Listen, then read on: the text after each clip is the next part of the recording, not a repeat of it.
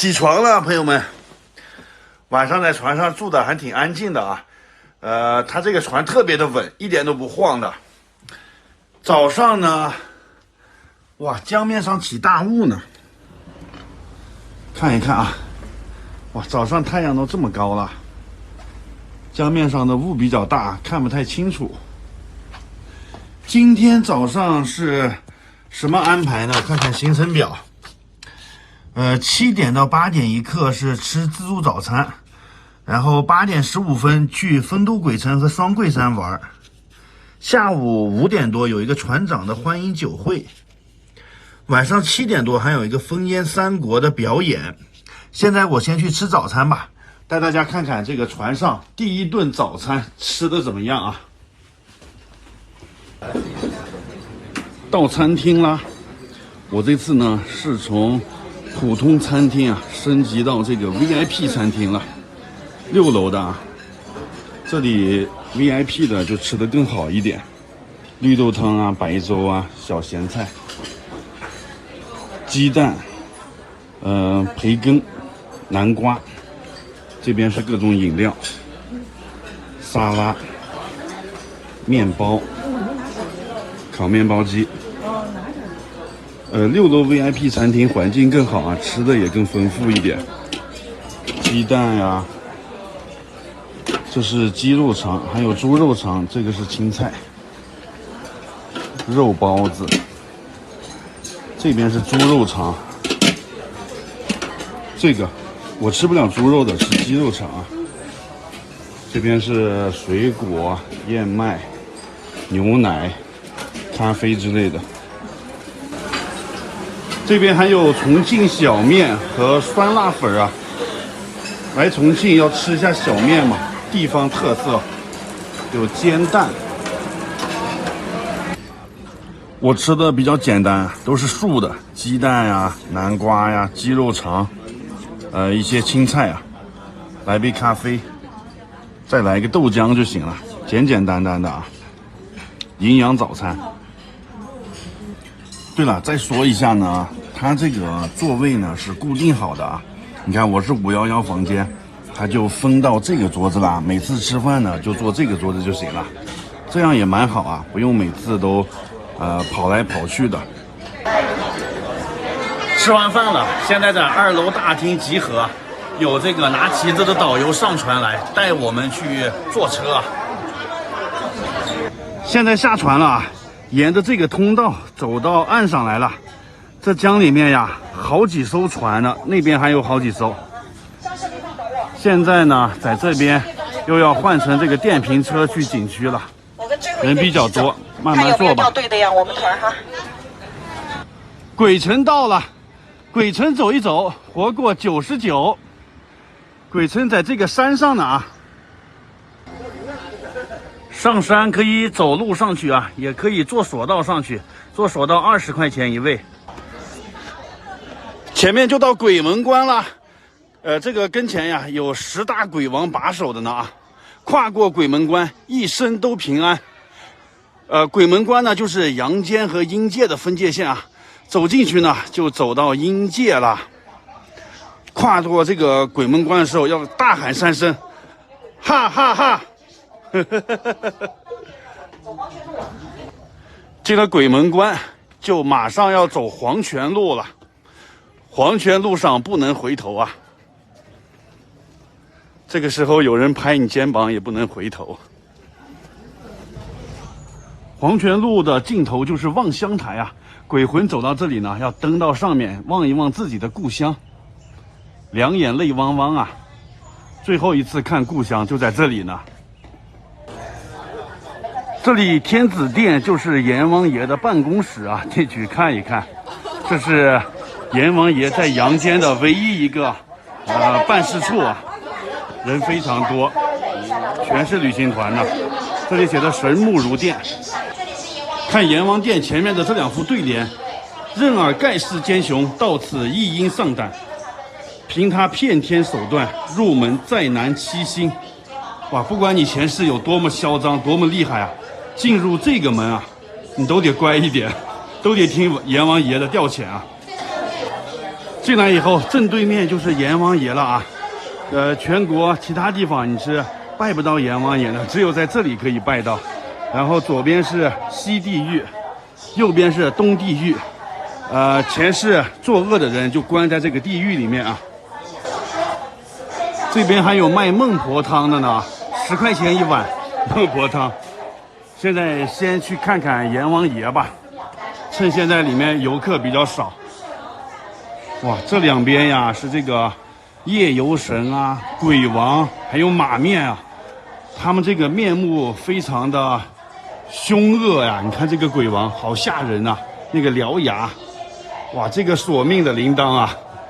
但是这个马面看着挺萌的啊，萌萌的，马面拿了个叉子。再看看这边是什么？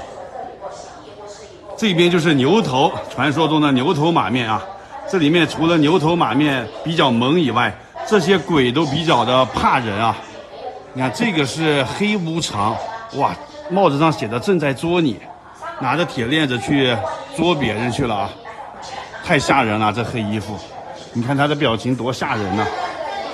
这边是日游神，它是对称的啊，两边，一边是牛头，一边是马面。这个上面是各种判官，你看拿着毛笔，拿着这个笔墨纸砚啊。这个是吹判官，手里拿着毛笔，拿着这个本啊，记录一下你前世有没有作恶什么的。旁边这个啊就是生死簿啊，孙悟空把他的名字从生死簿上划走了啊。然后这边是赏善罚恶司，生前做好事的就奖励你，生前做坏事的就打入18层地狱。正对面这个就是阎王爷了啊。如果你前世做了坏事的话，走到这里不能看阎王爷的眼睛的啊，阎王爷是洞察人心的。我们现在到这个地狱里面去看一看啊，它是东西两个地狱，对称的。看看这个地狱是什么样的，哇，那个是剜心的，这边是挖心的，哇，这个拿锤子啊砸这个人，把他砸到这个坑里。那里是拿锯子把一个人锯开了，这都是前世作恶的人啊。这个是上刀山，这个地狱主要是劝人向善的，就是想让你做好事的这个作用。从丰都鬼城出来了，现在要去这个双桂山玩一下。这里呢是森林公园，主要是看风景的。一早上呢玩了2个景点啊。这里有一个非常大的树，这个叫做黄桷树啊，这是重庆的市树。这个树啊，它什么时候种的，就是什么时候掉叶子啊。这个树不论是在悬崖峭壁上，还是在石头上、岩石上，它都会长出来，长得很茂盛，就是它的生命力非常顽强。重庆把它选为市树呢，也是说明重庆的这个精神啊，非常的顽强，吃苦耐劳，就像这个树一样。这山上有一个苏公祠，因为苏东坡来这里玩过啊。这边是他的雕像，一家3父子都是大文豪，苏轼、苏辙、苏洵啊，父子3个人。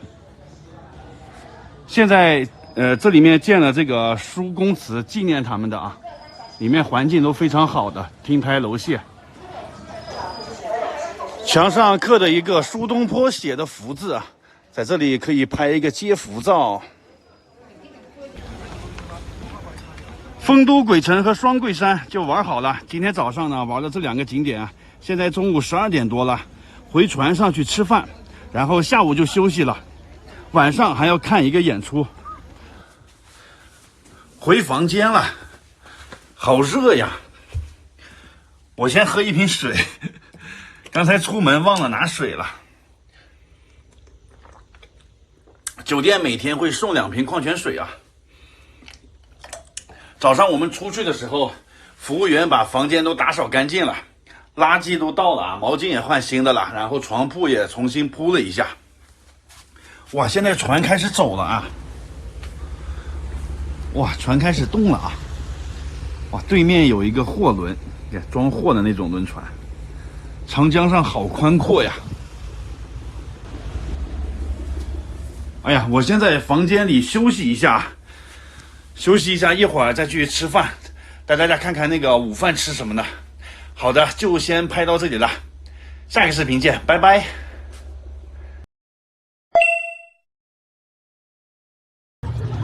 我们对面是三峡邮轮美维凯悦号啊，这次坐的这个船非常的长吧，很壮观吧，150米呢。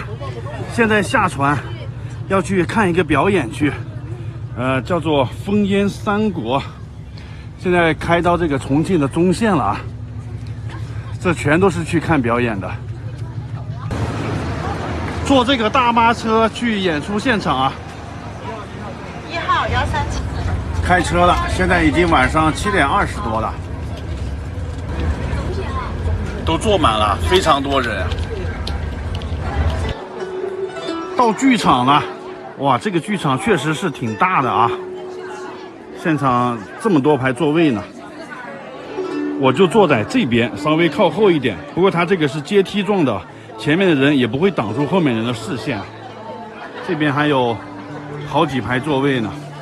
看看前面的大舞台吧，实景的山水表演啊。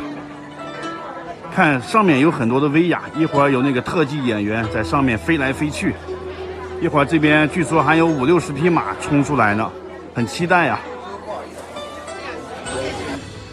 表演开始了，现在是晚上的8点半，天已经完全黑了。哇，这个后面的灯光和水幕组成了一个水幕电影。现在是人物出场介绍啊，果然是有人骑着马出来的啊。它这个背景呢，主要是三国文化，三国时期讲述这个关羽的一生。东汉末年，天下大乱，各地诸侯割据啊，豪强并起，正所谓乱世出英雄。这个时候呢，就逐鹿中原。三国的背景我就不多介绍了，相信大家对这段历史也非常熟悉。这个就是关羽啊，这个主角出场了，美髯公关羽，忠义的化身。关羽有情有义啊，脚跨赤兔马，远处是他的青龙偃月刀。这个舞台剧分了好几个章节，现在是第一幕，桃园三结义。刘备、张飞、关羽在桃树下面结拜兄弟呢。哇，现场呢也是飞了好多的这个桃树过来，从天而降呀。三兄弟骑着马在桃树间奔跑呢啊，这个美女在空中吊威亚，哇，现场还是好梦幻的感觉。这部剧的导演啊和西安的《长恨歌》是同一个导演的，都是这种户外的大型山水实景演出。刘关张三兄弟结拜成功了。现在是三英战吕布，我们看他这个现场的舞美布置的非常好，这个后面的水幕电影，就像火一样啊，就渲染出这个战场的气氛来了。我们看它的地面上是有水的，这个马儿在水上面奔跑啊，这个倒影呢也是非常的美，像是把人带入了三国的这个战场的环境。果然是烽烟三国呀。这几个人现在正在场上对打呢。吕布作为三国时期的最强战力啊，刘关张三个人加起来才可以和吕布打个平手。吕布真是太厉害了啊！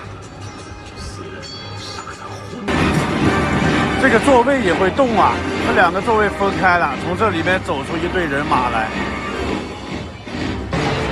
哇，座位又在动啊，一直在转，在旋转呢。哇，转到这边了，这个是曹操的营寨呀，曹营。现场的座位啊，完全360度转了一圈。刚才这个曹营是在我们背后呢，现在到了眼前了。这一幕表现的是曹操在宫殿里面宴请关羽，大摆宴席，给关羽各种赏赐啊，想拉拢关羽为自己所用的。但是关羽不为所动啊，他还是很忠诚于刘备的。不过我们可以看到现场这个曹操的宫殿是盖得多么的豪华呀！现实中有多少人能抵挡住这种糖衣炮弹呢，但是关羽就可以啊。表演越来越精彩了，现场让我感到很意外的一幕出现了，就是这几根大柱子，它们居然可以动啊，慢慢的这样放下来了。刚开始呢，我以为它们就是一个投影的这个后面的幕布一样，很多投影打在这个上面嘛，没想到它们就转来转去，现在居然放下来是一艘船的形状。这一幕就是火烧赤壁了啊！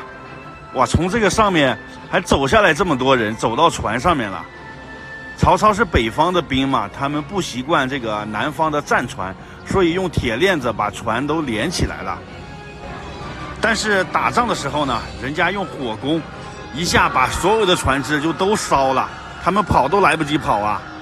这就是表现的那一幕吧，火烧赤壁。这是历史上以少胜多的一个著名的战役啊！这个现场的布置也太逼真了吧！我们看这个水里面燃起了熊熊大火，就像是两个军队在打仗一样，后面是曹操的战船嘛。不得不说，这个舞美非常用心啊！这个现场看非常的震撼人心，反正我是没有想到。这个现场做的确实是大气磅礴啊！现场上百号人在这里整齐划一的动作，很有气势，而且有几十匹马这样在场上跑来跑去，给人的感觉心灵一丝震撼啊！据说这个演出是花了好几个亿打造的啊，果然是大手笔。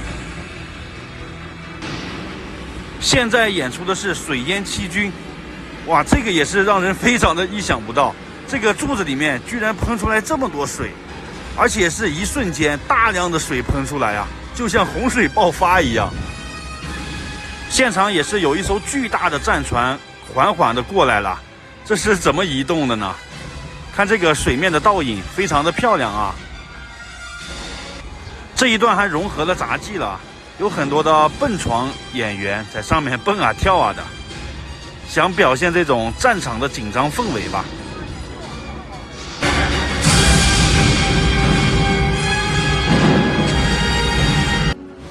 表演接近尾声了，这个时候呢，有上百个关羽的雕像从天而降啊！哇，每一个都是同样的动作，同样的大小，真是太有气势了。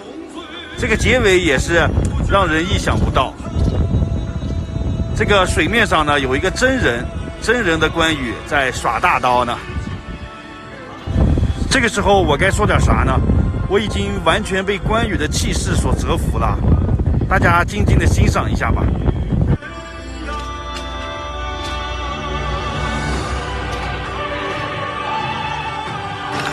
观众朋友们，演出到此结束，请带好您的随身物品。退场了，可以回家了啊。表演1个多小时，返回码头啦。这全是回船上的人，都看完表演了。这个船今天晚上要开一整晚呢，明天早上8点多就到奉节了，明天去那个白帝城。回船了，准备了这么多银耳汤啊，喝一杯。陆陆续续都回来了，坐了好几个大巴去的。哇，这边还有人打牌呢，棋牌室啊。现在已经晚上的10点多了，赶紧洗个澡，早点睡啊。没洗澡。回房间了。哇，今天过得真是太充实了。你看，我们早上呢玩了2个景点，下午参加了船长的欢迎酒会，晚上又看了一个演出。哇，这一整天安排的是明明白白的啊。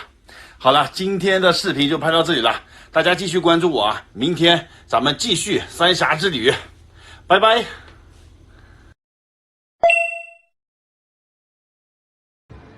我现在在三峡游轮上啊，美维凯悦号，这个船马上就到那个重庆的奉节了，还没有靠岸呢。昨天晚上行驶了1晚上，这个船是电力推进的啊，这个航行起来没有声音，而且特别平稳，晚上睡得特别好。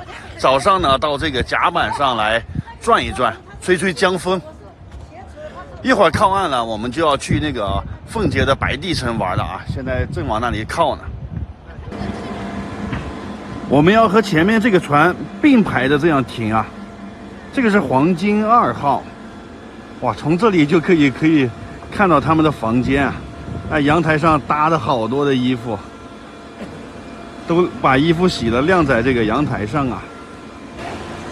快和对面船上的人打个招呼，早上好。两个船完全靠上了，很快的。哇，我们的船比对面的要高一点啊！正好在这里碰到我的粉丝了。你好，你好，你在哪里看我的视频啊？我在好看视频上。哦，哎呀，真是太巧了。晚上睡好了吗？可以，挺好的。你们从哪来的呀？我们从西安来的。西安？哦，我是山西的，咱们是邻居啊。对，咱们是邻居。哎，我特别喜欢你的视频。哦，谢谢。每期我都看，我每期都点赞。你们是第一次坐这个三峡游轮吗？第一次坐这个三峡游轮啊，也是想体验一下。行，祝你们这个旅途愉快啊！好，谢谢。哇，我们旁边又靠过来一个总统8号 ，Hello， 啊，你是我粉丝吗？你好。哇，他们这个船也挺高的啊，这早上都在甲板上吹江风呢，好巧啊，碰到2个我的粉丝了。看看他们船上的这个阳台啊，哇，好几层也是，每一个房间都带阳台的，有在阳台上吹风的，有到这个甲板上看景的。这个氛围也太好了，和隔壁船亲切交流，和他们打招呼，太热闹了。现在就下船到白帝城去玩了。前面有拿小旗的那个是导游，跟着他走上去坐车。在这里坐大巴车，这一段路挺近的啊，只要5分钟的路程就到了。漂亮的地方，因为回来的时候逆光。到白帝城了啊，拍照的人好多呀。走过这个桥去，对面这个岛就是白帝城。它现在三峡蓄水以后，水位升高了啊。放在以前呢，这个水位要下落70多米呢，所以这个岛呢，以前还是挺高的。现在我们看它没有多高啊，很容易就可以走到山顶去。当时刘备托孤啊，就在这个山顶呢。刘备打了败仗回来，在这个山顶把他的儿子，刘阿斗托付给诸葛亮了啊，就在这个山顶上发生的。现在走过这个桥，咱们就上岛了。180，200块钱坐上去。上岛以后有300多个台阶啊，如果不想爬台阶的话，就可以坐这个滑竿，让人给你抬上去。你看那里放着一个体重秤，这是按体重来收费的啊，体重越大收费越多。坐滑竿的人挺多的，还在这里排队呢。从这里抬到前面的山门，正常是120啊，85公斤以上的就是200了。坐滑竿的人挺多的啊，你看抬滑竿衣服全都湿了，非常辛苦。白帝城大门，李白在这里写过那首著名的《早发白帝城》，朝辞白帝彩云间，千里江陵一日还。因为历史上有很多的诗人来这里写过诗啊，李白、杜甫、白居易、黄庭坚、苏东坡他们都来过这里，所以奉节呢又被称作诗城。这就是白帝城的正门了啊，从这里进去，正对面就是刘备托孤堂。游客实在是太多了啊，都是各个旅行团的人。看看中间吧，这就是刘备了，诸葛亮，下面是他的刘备的儿子。刘备是被那个东吴大将陆逊火烧连营800里，所以他就失败了，最后逃到这个岛上，疾病交加，就快去世了嘛，所以赶紧把蜀汉的后事托给诸葛亮了嘛。这段历史就不用多讲了，主要看一看这个当时的情景还原。这段历史大家都懂，我就不多讲了。人太多了，去下一个景点。看前面这里啊，围着一堆人，人多的地方肯定是拍照最好的景点啊。就在这里排队拍照呢，他们在拍这个10元人民币背后的那个图案，就是后面这里啊，叫做夔门。正好这里有一个碑，上面写的夔门，就从这里拍照是最佳的视角。这人也太多了吧，太吵了啊！大家看，这个就叫做夔门，它就像2个门一样，把这个长江锁在这里了啊。那个是三峡最高的地方，叫三峡之巅。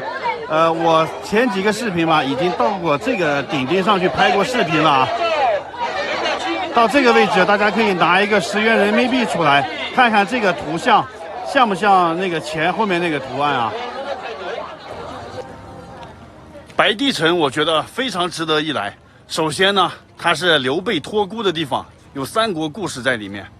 第二个呢，它是10元人民币背后的图像啊。第三个，它是李白、杜甫这些诗仙们写诗的地方。再就是它的自然环境啊，确实也挺美的。你说这么多元素集中在这一个地方，值不值得来嘛？去当下的。现在在三峡游轮的甲板上啊，看大家都跑到前面去拍照了。这是为啥呢？因为我们马上就要进入三峡这个瞿塘峡的入口了，就是这里，这叫做夔门。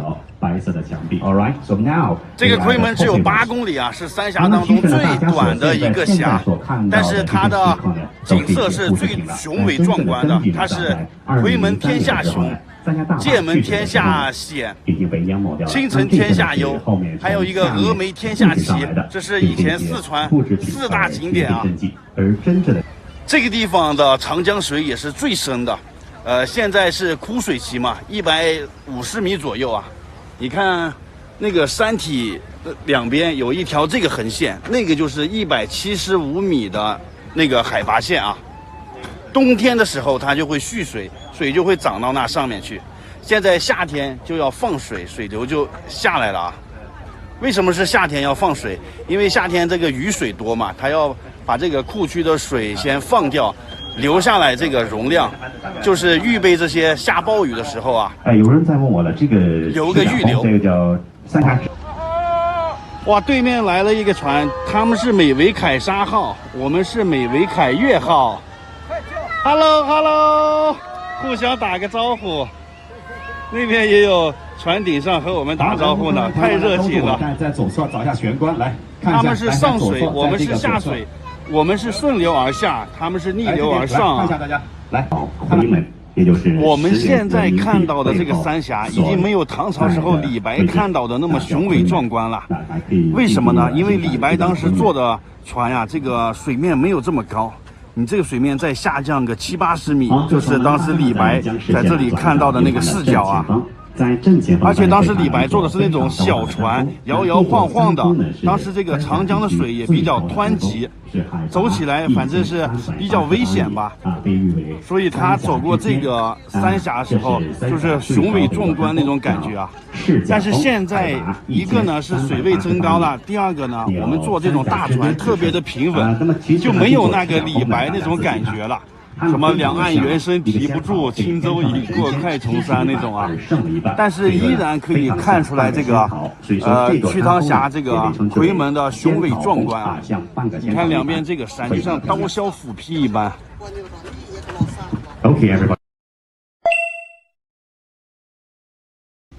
大家好，我现在在长江三峡游轮上啊。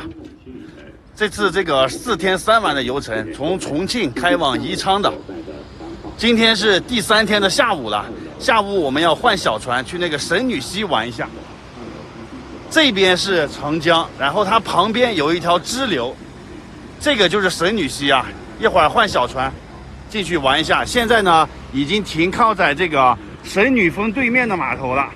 我们看那个就是巫山12峰当中的神女峰，这边是剪刀峰，像剪刀一样啊，形不形象呢？有意思吧？这个名字。好，现在我下去要换那个小船了啊。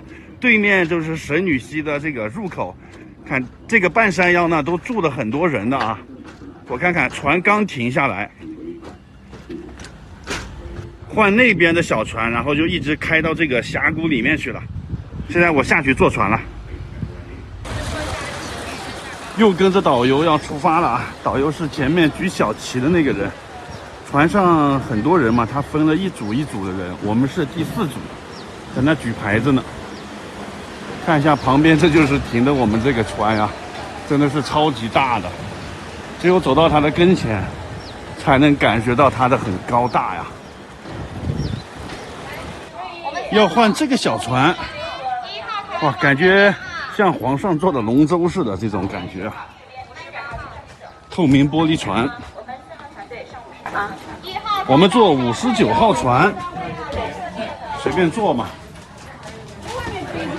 这个船是全景大天窗啊，观景可以，就是有点晒呀。是被吃的，因为学校是提供午餐。看前面这个山峰，像不像一个仰面朝上躺着的美女啊？这是她的头，这是她的身体，哇，非常形象。快看前面又出现一个峰，就是这个叫做手掌峰，看像不像手掌？必须是右手的手掌啊，这个是大拇指。哎呀，转过去了。前面就到了上升峰了，哇，看那个山峰，像一个什么呀，圆柱体一样耸立在山顶啊。那个是上升峰，感觉火箭要发射一样啊。这个山峰也特别像那个县太爷的官帽啊，所以当地老百姓呢，逢年过节要来这里拜一拜。然后这个下面，据导游讲，这里有个洞啊，在洞里面有一个石棺，就是三峡悬棺嘛。其他地方悬棺是木头做的啊，它这里面放的是一个石头做的棺材，就在这个洞里面。但它是怎么样放上去的，这就是一个谜呀，千年未解之谜。大家想想它是怎么放上去的？你看这个距离这么高呢，想象不到吧？你看这边的这个石头，全是一块一块的，感觉是摞起来的那种感觉，要随时掉下来啊。其实它很坚固的，不会随意掉下来的。这里的这些植物啊，全是在这个石头缝里长出来的，生命力很顽强。溪水，我们喝的是山里面的山泉水。这个神女溪全长15公里啊，但是这个船也不会全部走过去，因为那上游的有一段特别的浅，这个小船也过不去的。这两岸呐，全都是这个高山深的峡谷。这里面最有名的是巫山云雨啊，经常这里面云雾缭绕的。住在这里面，那真的就是与世隔绝了啊。当时这边住的是那个巴人，就是巴蜀的那个巴人。也不知道他们是怎么进来的。看前面那个半山腰啊，还住的人家呢，有一个小村子。哇，什么人住在那个半山腰呢？看这里有一条路，可以通到那个村子里去啊。当地村民就靠这条路出入大山呢。看这个上面有一根电线啊，这大山里现在也通着电呢。但是他们小孩上学不方便啊，这是住在大山里唯一不方便的地方。这个是启云峰，在启云峰这里就掉头了啊！看这个就是启云峰，当地村民看这个山啊，就知道第二天天气预报。如果那个山顶很多云雾的话，说明就是要下雨呢。山顶没有云雾的话，说明就是晴天。这个山啊，启云峰，坐船回来了，在船上买了个这个巫山妙党，产于海拔1500米以上的高山。船上那个导游巴巴太厉害了啊，成功给我洗脑了，我觉得还不错。买了这1斤，300块钱这一盒，正好是1斤。据说是可以治咳嗽啊，正好我嗓子不太好，买回去我试一试吧。马上要回到我们的船上了，我们去玩的时候，这个船就一直停在这里等我们。哇，从这里看看船的整体啊，非常的巨大。你别看这么大的船，它完全是靠电力推动的，纯电动的，航行起来一点声音都没有，晚上睡觉也是很安静的。这次坐的这个美维凯越号啊，2020年的一艘新船。这条船真的太长了，都拍不到它的全部，只能拍一部分啊。想拍全部得离它很远才可以。我住在5楼啊。从外面回船上了以后，可以准备了红茶呀，柠檬红茶，口渴死了。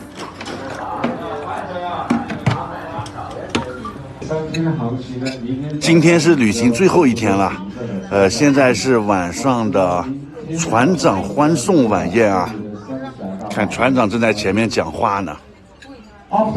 今天晚上吃的是最丰盛的，给大家看一下。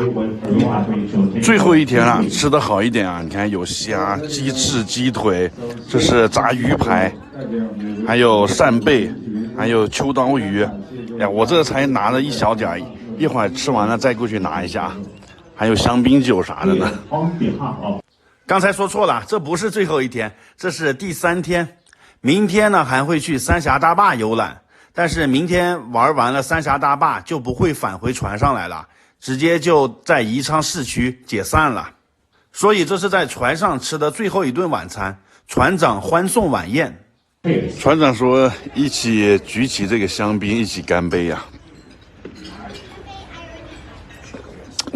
真不错呀。晚饭过后啊，在这个扬子俱乐部呢，还有一个文艺表演。就是船上的这些员工们，他们自己排练的一些节目，舞蹈呀、唱歌呀，可以来这里看一看。晚上的算是娱乐活动吧。他在这个5楼的酒吧里面呢，这是啊，可以喝点酒啊，喝点饮料啊，坐在这里看他们表演。也有这个观众上去互动的环节啊。这里的氛围挺活跃的啊，搞得挺热闹的。最近好多人都问我这个游轮该怎么报名呢？这个在抖音上就可以报名的，明天我专门发个视频吧，把这个报名入口，给大家放出来。大家有什么疑问呀，都可以问这个游轮的客服。大家注意看我明天的抖音视频啊。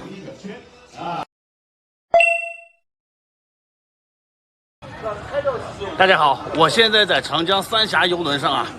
这次4天3晚从重庆到宜昌的行程，今天是第4天啊，也是最后一天。现在已经到达宜昌这个秭归港了，今天就要下船了，好舍不得呀！在这船上吃得好喝得好啊。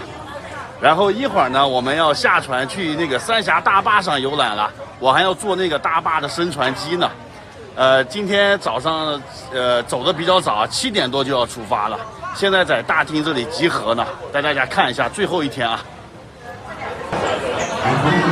每天早上，2楼大厅这里都是最热闹的，因为大家都要在这边集合，然后分成一个一个的小团，由这个举牌子的这个导游带着我们下去游览啊。正在这里清点人数呢。一会儿转完三峡大坝就不回船上来了，直接就在市区就各回各家了啊，这个旅行团就结束了。所以大家昨天晚上呢，提前已经把他们的行李箱打包托运到终点那里去了，今天就可以一身轻松去那个大坝上玩了，不然带个行李箱都是大累赘，不好玩啊。还是先看一下今天的行程安排。今天早上吃过早饭呢，我们就要去游览著名的三峡大坝了，这是包含在船票里面的这个景点啊。所有游客都会去的这个景点啊，必去景点。另外今天呢也有一个自费的景点啊，就是坐这个三峡大坝的垂直升船机，这是295一个人。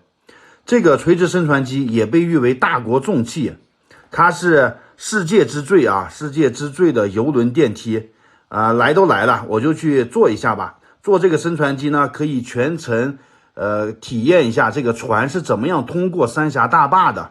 出发，已经下船了啊！这次坐的这个美维凯悦号，现在换了一条船，换这个小船才可以到那个升船机。已经到三峡大坝这里了，前面就可以看到大坝了啊，就在这里呢。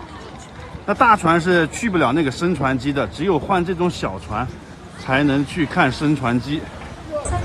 这个船呀是去两坝一峡，两坝就是葛洲坝、三峡大坝，一峡就是西陵峡。哦，现在开船了，哇！美维凯悦号再见了，以后有机会再来啊！太怀念这个游轮了。这是我第2次坐三峡游轮啊，上次坐的是宜昌到重庆的，这次坐的是重庆到宜昌的，等于2个方向都坐了一遍，非常棒。大家看这边排队的好几艘船，他们都是等待过那个5级船闸的，这边是下去的，然后那边是上来的，双向通行的。这个就比较慢了，过一趟要好几个小时呢。但是像我们这种小船就可以走那个电梯，走电梯只需要40多分钟，但是走电梯的费用高啊。如果你不着急的话，就可以排队走这个5级船闸。给大家看一下这船头位置，围了这么多人啊，都在举手机拍照啊。他们都在拍这个升船机呢，就是这个很小的一个电梯啊，升船机就相当于给船坐电梯呢。这边就是三峡大坝的坝体了，非常长啊。然后这个地方的水位也是最深的，最深能达到175米。现在这个大坝上面是不能上去的，不让游客上去，所以只能坐船体验一下。马上就要进去了啊！这个地方得把手机举高高的，不然被前面人都挡住了。真的个子低点的人在这儿都看不到了。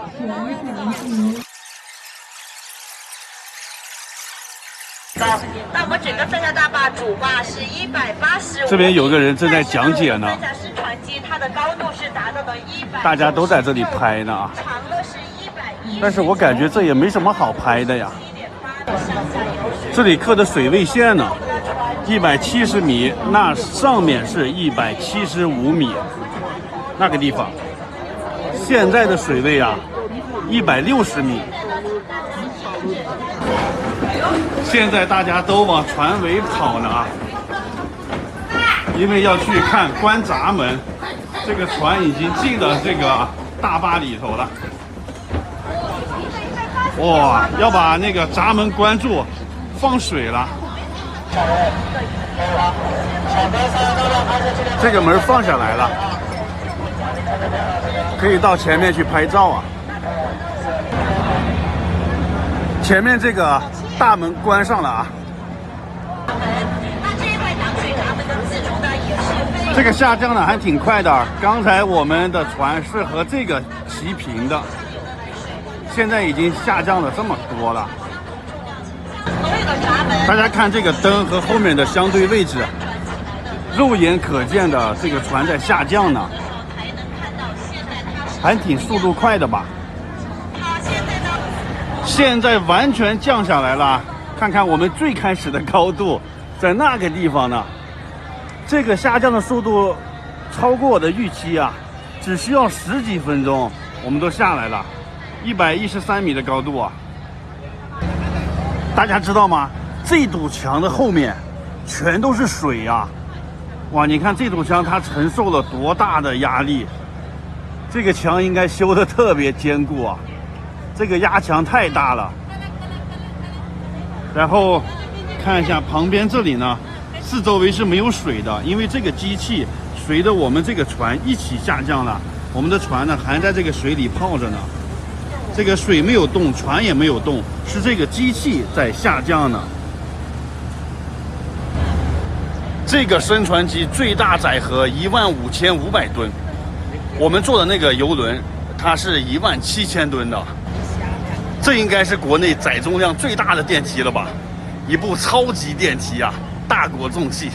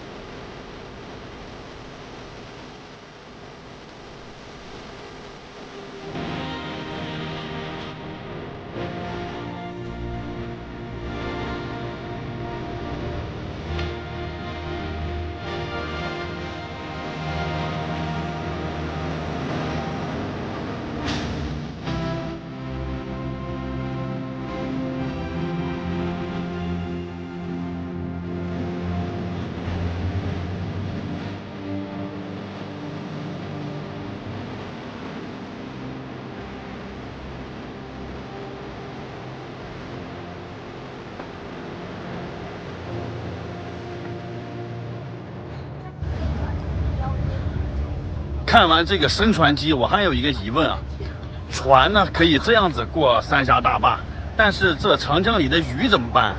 这个鱼怎么游过这个大坝呀？大家考虑过这个问题吗？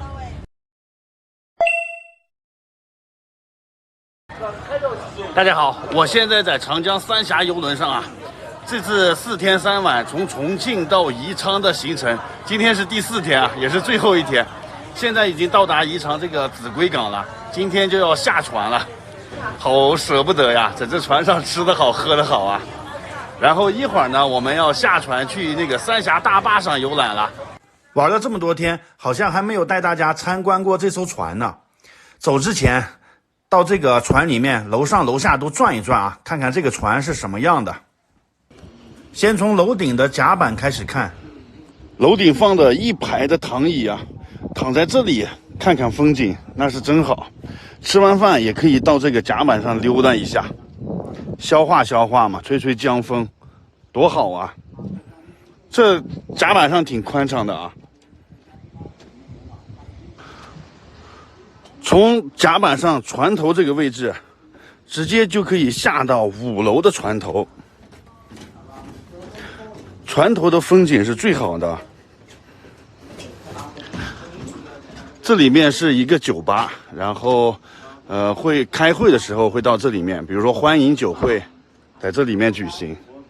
这个是3楼前面的那个行政酒廊，想去这个前面啊是要另外付费的啊。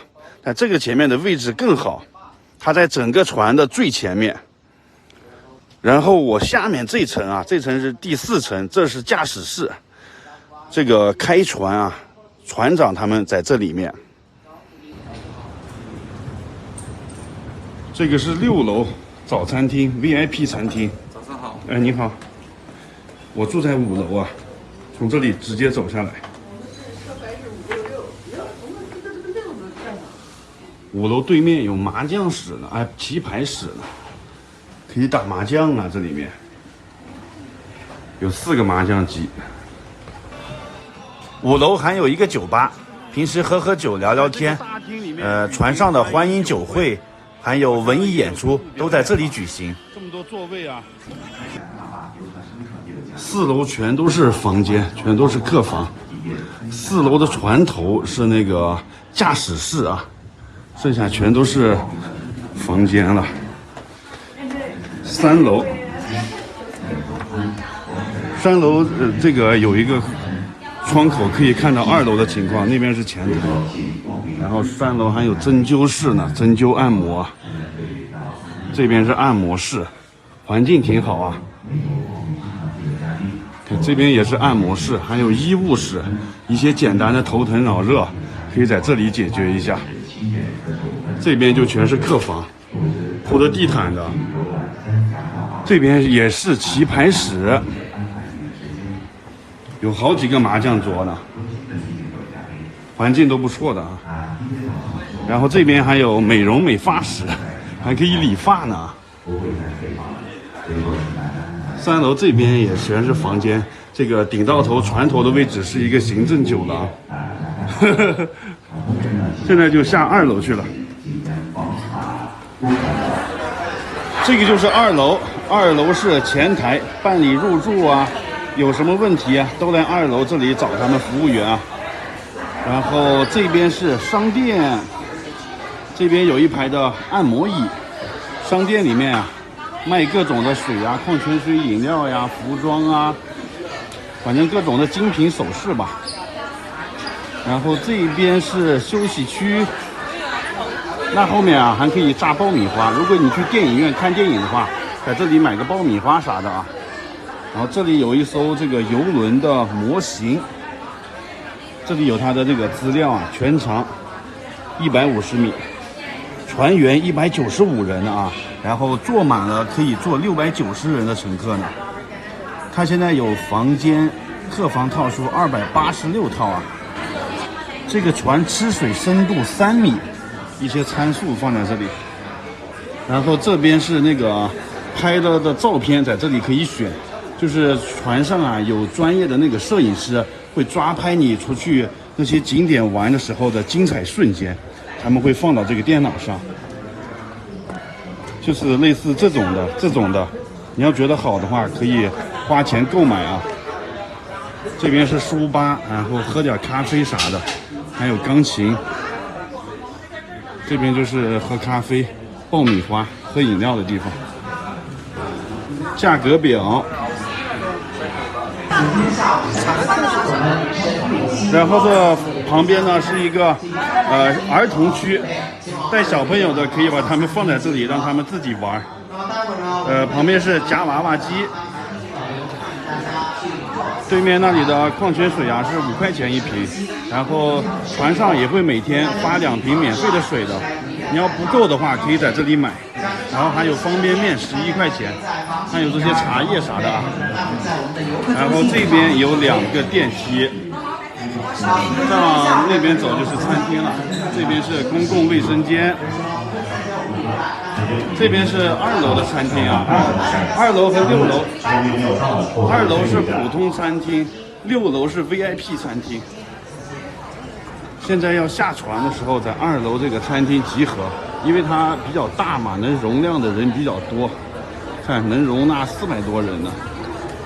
OK， 来，好了，1号船朋友顺注意了，便看一下2楼的餐厅爽快游团队的朋友们，来，爽快游的朋友们，来走出来，哎，慢慢走出来了，爽快游，还有美丽都是优洲管够的啊，哎，美丽优洲的朋友们，包含在这个费用里边的。好，那2个团队的朋友们啊，就是我们今天的1号团的团友们了。来，大家呢慢慢的。1楼这里有一个健身房，蹬自行车、撸铁啊。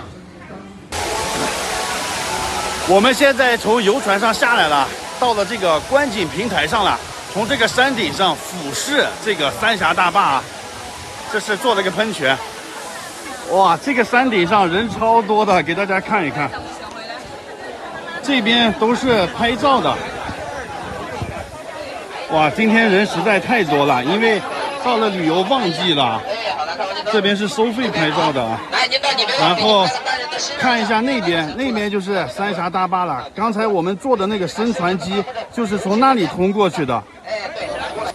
从这里就可以看到这个三峡大坝修建的这个崇山峻岭之间啊，看看它这个四周围的环境，全都是大山，这边全都是和大坝合影的。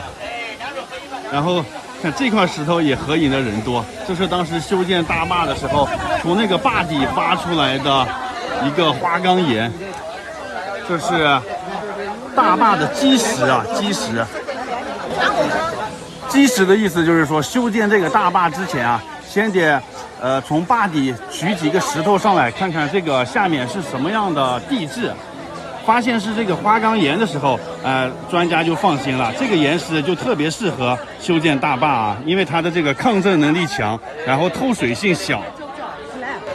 然后在这边拍照呢，也拍不到那种泄洪的场面，只能是电脑后期做那个合成照片，因为这个三峡大坝一年泄洪也就那么几次，不可能我们一来就赶上了，是吧？而且泄洪是7月底那个降雨量非常多的时候才有可能会泄洪呢。这就是185平台了，这个水最高是175米，所以这个坝只比水啊高10米。那个坝上面是上不去的啊，武警都站岗都守着呢。这里就是我们能去到离坝最近的地方了，从这里看一看吧。三峡大坝参观完了，三峡游轮也坐完了，到现在为止啊，全部旅程就结束了，太难忘了啊！好，就拍到这里吧，拜拜！大家看完记得点个赞啊！滚滚长江东逝水，浪花淘尽英雄。今日养伤，深感人生之艰难，就像那不息之长河，虽有东去大海之志，却流程缓慢，征程多艰。然江河水总有入海之时，而人生之志却常常难以实现，令人抱恨终生。将军英才盖世，辅佐民主，渴求统一大业，确属鲲鹏之志。然涓滴之水汇成江河，已属不易。奔流向前，汇入大海之时，更会倍感自身之渺茫。